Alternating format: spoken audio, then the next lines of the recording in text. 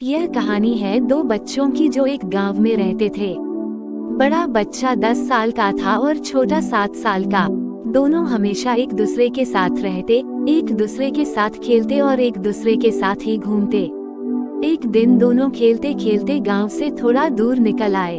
अचानक खेलते खेलते 10 साल के बच्चे का पैर फिसल गया और वो कुएं में गिर गया और जोर जोर से चिल्लाने लगा। अपने दोस्त की आवाज सुनकर जब छोटे बच्चे को इस बात का पता चला तो वह बहुत घबराया। उसने अपने आसपास देखा और मदद के लिए चिल्लाया, लेकिन वहां आसपास कोई नहीं था जो उसकी मदद कर सकता था।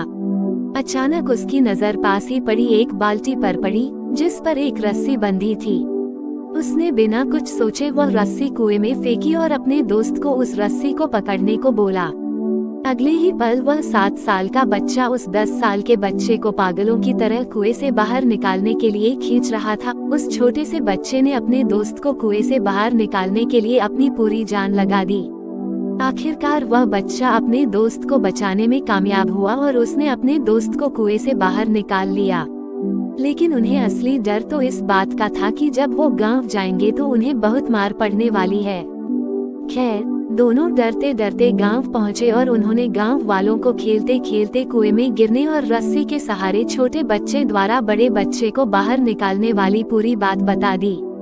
लेकिन गांव वालों ने उनकी बात पर विश्वास नहीं किया और हंसने लगे कि आखिर एक 7 साल का बच्चा एक 10 साल के बच्चे को रस्सी के सहारे कुएं से बाहर कैसे निकाल सकता है। लेकिन वहां मौजूद एक बुजुर्ग ने उन बच्चों की बातों का भरोसा कर लिया। उन्हें सब करीम चाचा कहते थे।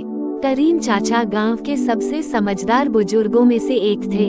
गांव वालों को जब करीम चाचा के बच्चों की बात पर विश्वास करने की बात पता चली तो सब इकट्ठे होकर करीम चाचा के पास पहुंचे और बोले, चाचा, हमें तो बच्चों की बात पर यकीन नहीं हो रहा है, आप ही बता दो कि ऐसा कैसे हो सकता है।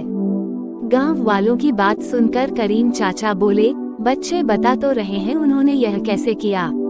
बच्चे ने कुएं में रस्सी फेंकी और दूसरे बच्चे को ऊपर खींच लिया। गांव वालों को कुछ समझ नहीं आ रहा था। कुछ देर बाद करीम चाचा मुस्कुराए और बोले, सवाल ये नहीं है कि बच्चे ने यह कैसे किया, सवाल यह है कि वह यह कैसे कर पाया।